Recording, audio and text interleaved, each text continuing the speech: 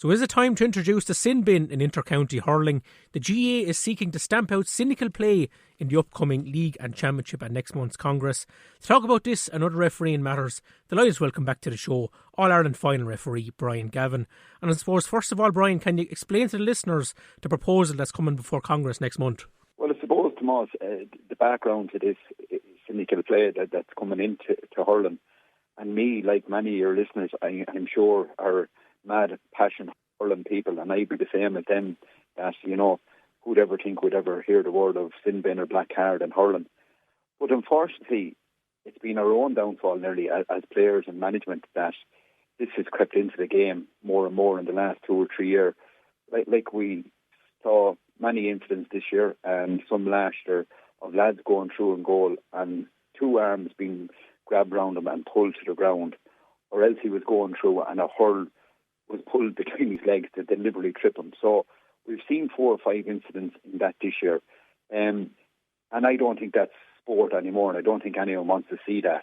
Now, how we eradicate that is the big question for the hurling Fraterno and Croke Park at the committee rules. So unfortunately, as I said, we don't want to see this, but it's come to the time we have to say enough is enough. We can't sit down to look at a hurling match and a man being rugby tackled to the ground on the 13 or 20 metre line. So the proposal is coming from the playing rules that a sin bin would be introduced to anyone committing one of them so-called infractions that I'm after listing out, like a pull down, a deliberate trip with the hurl. Now, they've also added in, which could be a debatable one in my opinion, is the careless use of the hurl and the careless use of the hurl in a careless manner. So that will be a tricky one. But to describe to your listeners, what they're proposing is any goal scoring opportunity, whether it's inside or outside the rectangle, will be deemed a penalty and the offender will be sin binned for 10 minutes. Now, if that player already is on a yellow card and then he is sin binned, well, that's him gone for the remainder of the game. But it's only on goal scoring opportunity is where the sin bin would come into it. And it looks like, Tomas, that mightn't come in though until the autumn. So we'll say if the inter-county scene does get underway in May or June with the help of God, I don't think we see it in for the inter-county at the start of it, but it looks like they're talking about bringing it in for the autumn, which would mean clubs, in my opinion, or else you'd be hoping maybe to start off, if everything was okay in 2022, to trial it off in the leagues. But unfortunately, we have come to this situation and something has to be done, in my opinion. Yeah, and 12 months ago, Brian, the black card was rejected pretty formally at Congress. It only received 18% support. But do you think, given the examples of cynical play we've seen throughout the championship, like in the dying minutes of the All-Ireland, we saw Stephen Bennett brought down by Will O'Donoghue when he was going through on goal. Do you think the tide has turned in the past 12 months over this issue?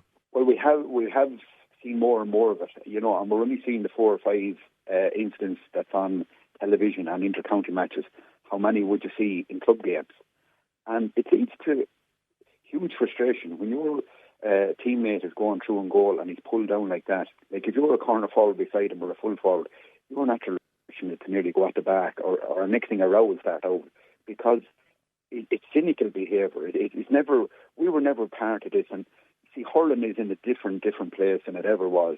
Like when I was, we'd say, ref in my yearly All-Irelands or wherever, or hurling people looking back the last 20 years, it was man for man. You were holding your own position. Now you're moving the ball, short pass, and puck-outs are short. And the minute a puck-out is given to someone on the 30-yard line, there's 2 or 3 lads around him. He's trying to move it on, and then there's another 2 or 3 around him. So it's getting tighter and tighter, and there's more cynical play coming in. But when you create that gap with the new modern hurling, it's usually 2 against 3 inside, and you have 2 fast corner forward, and they're heading for goal. That's where they're now being pulled down, and that's where we're not seeing the more skillful players in our game prospering, because they're being pulled down, or a hurl is being tripped on their ankles to make sure they're not going to the ground. So it unfortunately has come to this day. Whether it'll happen this year, as I said to you, I don't know, but it's going to happen, whether it's this year or next year. And anyone that brings down a fella 20 yards out or 13 metres out or whatever has to do the punishment. Yeah, I think earlier in the week, Brian Willie Barrett spoke out in favour of the new rules. You'd be on the same page with him, would you? I would. Look, anything to improve the game, and I suppose there was a massive talking point when the black card was coming into football for the likes of the Sean Cadden incident that was so highlighted and other incidents like that. Like, that wasn't sport. You know, the GA was never about grabbing a lad by the two shoulders and pulling him down to the ground, or hitting a lad with a hurl on the ankles when he's going through and goal. Like, we were never brought up with that, and we never were coached or trained to do that. And, you know, it does maybe fall back a little bit on the coaching, whether it's inter-county or club level. How can we coach our players to, you know, to tackle properly? And maybe that's an area that needs to be addressed. Like, you take coaching sessions and training sessions now, they're all intensity, high intensity, and how quick can you do a thing. Is there much coaching going on, though, on the fouling end of it, and how teams can maybe tidy up their end, or how they can prevent a player going through legally rather than illegally, you know? But I definitely, like as Willie Barrett has said, or as anyone said, I think it has to happen. There is a little bit of opposition at the moment. I think it came last year with a black card, and it was a little bit rushed, and it was rejected, and it wasn't properly thought out. I think there's a little bit more ear to this one, and they have phrased it a little bit better this time. And as I said, it's the only matter of time when it comes in. Yeah, is the issue of the tackle a kind of a tricky area for referees at the moment, Brian? I know some Waterford fans would have felt frustrated with some of the calls in the All-Ireland final. Look, it wasn't the winning or losing of the game, but you know, there were certainly some yellow cards that weren't awarded. And you were mentioning your Examiner column after the All-Ireland that, you know, hurling is becoming more congested and so physical that there are more fouls now and they have to be punished. Yeah, and it was grand for, as I said, in my time or Michael Wadden's time down in Waterford there beside you. Like, you could let the game flow because lads were holding a position and they were hurling hard and fair. Now it's said it's very intense. The players are so physical, they're so well conditioned. And how strong is their arms now when they're tackling? Like, and we did see possibly 3 yellow cards, in my opinion. And I think one of the first, like, the easiest thing for a referee to do, in my opinion, is if there's a yellow card early on in the game, nail it. And I think we probably missed out 1 or 2 early on. And overall, then you missed 3 or 4 blatant yellow cards. So if you don't nail the first 1 or 2 and say how's your stall, you're going to be in a little bit of bother for the rest of the game. But it's gone more congested, it's more physical, it's actually tougher to referee. And that was one of my reasons of leaving and not staying on as inter-county referee. Apart from the other couple of issues I had, hurling is getting very, very tough to referee now, and it's not simple. Yeah, and do you think that maybe referees need a little bit more help, Brian? Like we saw in the Joe McDonough final, a brilliant call by the umpires. Like when the sliotar didn't cross the line, there was a matter of kind of millimetres in it. But we've seen other incidents like the Ghost goal given against Austin Gleeson 2 years ago. Is there a case for maybe video technology to help referees, especially when we can see the television replay so soon after? Well, you see, the one thing, if you mention video technology or a referee, everyone will think we're going down the soccer route like VAR. We're not. What I suggested 2 or 3 years ago with that Ghost goal that time is, like, if the game is live on television, I'm sure, like, and in some of the venues where there's Hawkeye, surely someone can be sitting there looking at a video and can communicate to the referee for the sake of maybe 10 or 20 seconds on a major incident. Not on technical freeze or other things like they're going down the soccer. It's impossible to look at that and the referee going over to a screen looking at it every few seconds. I'm sure if there was someone whisper to Alan Kelly, Fergal, Horgan, whoever it was, look, that ball has crossed the line, you need to award a goal. Simple as that. He goes in, talks to the umpire, and the green flag goes up. I think that's all anyone wants. It was an excellent call in the Joe McDonough, but you take it the other way.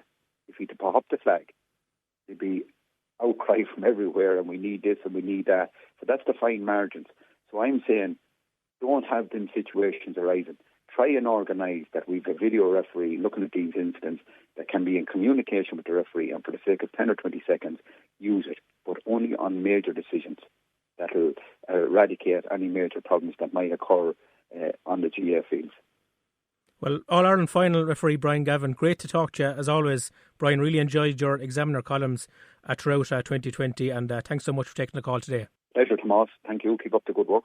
Waterford down under us here. Jack Prendergast gets the ball back to Darragh Lyons. Played a lot of ball since his introduction. Lovely the ball into Desi. Will Desi take on his marker? Is he content with a point? Hand passes the ball away through to Bennett in space. Bennett gone through. Crashes into Will O'Donoghue. Here we go again. Really personal foul. If there was a black card, he certainly had one. Yeah. If there was a sin bin, he'd it's be non-stop. Look at, Limerick are a better team, absolutely, but this is non-stop. And look, he's going to get a yellow card again, but another goal opportunity, a run through from Stephen would have been a goal opportunity gone, and now he has to tap the ball over the bar because he's not going to score a goal from this position. bring in the sin bin or whatever. People might want the black card, but you need some penalty for punishment for that, because certain goal on for Bennett. He'd one thing on his mind. Blue and white. We are blue and white. We are WLR. Well, former Waterford defender Tom Feeney has joined the Dacia hurling backroom team as selector for 2021. Ballyduff Upper clubmate Steve Malumphey has stepped away from the setup due to work commitments with the Irish Defence Forces. Feeney was part of the Dacia senior squad from 1993 to 2008. The Reds fullback won Munster Minor, Under-21 and Senior medals, as well as a National League title.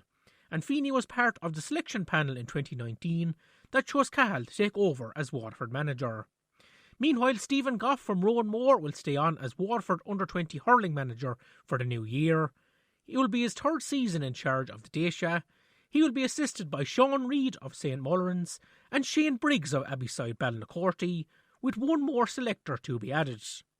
Gavin Whelan from Colligan has been installed as new Dacia Under-20 football boss. Tom Gyrey of Denier, Willie McGrath of John Mitchells and Martin Frawley will accompany him on the sideline. Meanwhile, former Waterford manager Derek McGrath will stay on as coach of the Laois Minor hurlers for a second season. Lorna Porca with Tomás McCarthy on WLR.